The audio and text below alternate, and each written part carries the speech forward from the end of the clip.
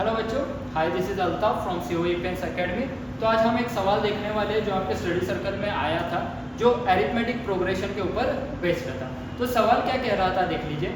और farmer borrows 1000 rupees. Okay, एक farmer है आपके पास जिसने क्या किया, 1000 रुपये कर्जा लिया हुआ है और उस इंटरेस्ट के साथ उसको वापस देना चाहता है। तो इंटरेस्ट उन्होंने बोला है 140 रुपीज। मतलब अगर मैं बोलूंगा कि अरिथमेटिक प्रोग्रेशन में, या तो फिर उन्होंने लास्ट वाली लाइन भी पढ़ लो। लास्ट वाली लाइन में उन्होंने बोला है कि क्या कर लो कि जो भाई दे रहा है, मतलब जो फार्मर हमारा पैसे दे रहा है, वो क्या कर रहा है, हफ्तों में पैसे दे रहा है। और हफ्तों में कैसे पैसे दे रहा है कि यार पहले उसने सपोज 100 रुपये दिए, दूसरे हफ्ते में 90 रुपीज़ दिए, फिर 80 रुपीज़ दिए।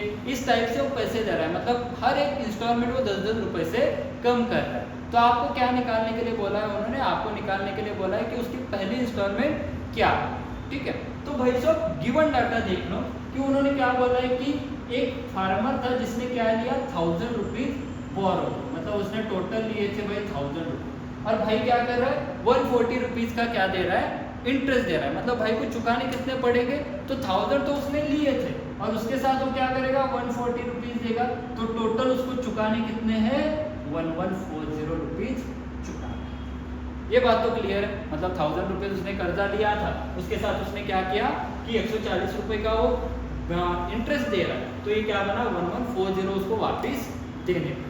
तो भाई लोग ये वाला बंदा तो क्लियर है सब। उसके बाद आगे जाने के बाद उन्होंने बोला है कि उसकी पहली इंस्टॉलमेंट निकालनी और 10-10 रुपये से कम है। तो एक बात देख लो कि मतलब डी कॉमन डिफरेंस वाली चीज समझ लेना कि कॉमन डिफरेंस में क्या बोला उन्होंने कि अगर उसने पहले 100 रुपये दिए हो, दूसरे हफ्ते में 90 दे रहा है, मतलब मेरा कॉमन डिफरेंस क्या बोलता है, पहले आगे वाली टर्म की तरफ चले जाओ, फिर पीछे वाली टर्म को उसमें से माइनस कर।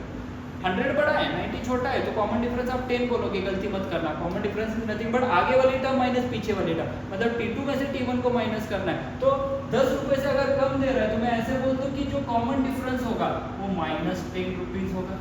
मतलब यहाँ पे आपको नोटेशन लिखने की जरूरत नहीं कि -10 रुपीज होगा, इट विल बी द -10। बात समझ में, 10 मत लिखना कभी। तो कॉमन डिफरेंस उन्होंने बोला है टी, मतलब -10 रुपीज। और मुझे क्या निकालना है, फर्स्ट टर्म, मतलब T1 निकालना है। T1 को जो मैं ए बोलता हूँ वो निकालना। तो इतना ही गिवन डाटा है यार मेरे पास, और इनका यूज करके मुझे क्या निकालना है, ये वाला बंदा निकालना। तो मैं क्या करूँ, तो चलो, तो भाई लोग यहाँ पे देख लो, अगर मुझे ए निकालना है और मुझे इतने पैसे देने हैं, तो इस वाले बंदे को मैं ऐसे बोल दूं कि जो 12 इंस्टॉलमेंट भाई दे रहा है, जो 1 साल वाली इंस्टॉलमेंट दे रहा है, तो उसमें टोटल इतने पैसे वो दे रहा है। मतलब this is nothing but that 12 जो मेरे इंस्टॉलमेंट थे उसकी सम होगी। तो इसको मैंने एसएन बोला। उसके बाद ईयर उन्होंने बोला है कि 12 इंस्टॉलमेंट देगा, मतलब ईयर कितना हुआ, 12 हुआ। 12 के बाद तो 13वें महीने में तो कुछ नहीं देगा, मतलब एन विल बी द 12।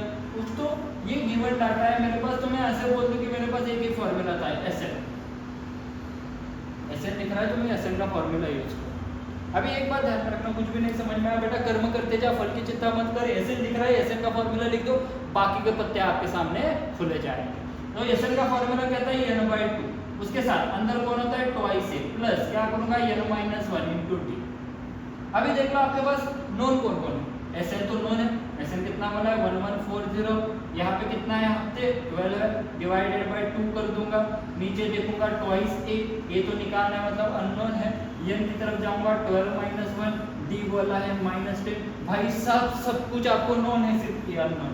मतलब अगर इसको मैंने क्या किया, सिंप्लीफाई किया, तो मुझे ए की वैल्यू मिल सकती है। तो जैसा मैंने कहा था बेटा, कर्म करते जा बेटा, फल की चिंता मत कर। आप अगर थोड़ा सा दिमाग लगाओगे तो आपका क्वेश्चन सॉल्व हो जाएगा। तो मैं क्या बोल दूँ, इस वाले बंदे को मैं 6 बोल सकता हूँ, 6 बोल सकता हूँ। तो 6 यहाँ पे मल्टीप्लीकेशन में था, यहाँ पे जाने के बाद डिवाइड होगा, मतलब क्या बना, 1140 divided by 6 which is equal to twice a, तो वैसा का वैसा 12 में से 1 गया तो रहा 11, और उसको मल्टीप्लाई करोगे -10 के साथ, तो this will be my, plus के अंदर लिख लूँ, चलो माइनस इस वजह से यहाँ पे तो मेरा 11 इंटू -10 मतलब -11। आगे जाऊंगा तो प्लस माइनस बनेगा, ये तो बात हमें क्लियर है। 6 से मुझे डिवाइड करना है, तो देखोगे तो यार 6 1 जार, मतलब 1 तो लगेगा, उसके बाद रहेगा 5 4, मतलब 6 9 जार और 0। ये होगा मेरा ट्वाइस ए माइनस 110। मुझे ए निकालना है 110 की, कोई ज़रूरत नहीं, उसको इधर पे शिफ्ट करूँगा तो ट्वाइस ए की वैल्यू होगी मेरी, ये प्लस बन गया मतलब क्या बनेगा 300 बनेगा।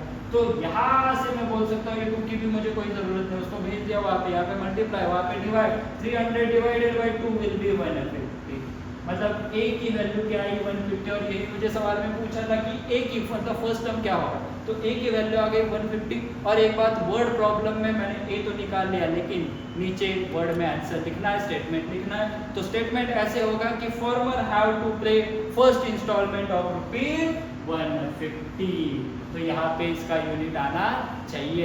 अगर यूनिट आपने नहीं लिखा तो आपका हाफ मार्क चला गया, इतना करने का कोई मतलब नहीं बनता। ठीक है, अगर आपको इस सवाल में कुछ डाउट होगा तो आप हमसे कांटेक्ट कर सकते हैं। Thank you so much.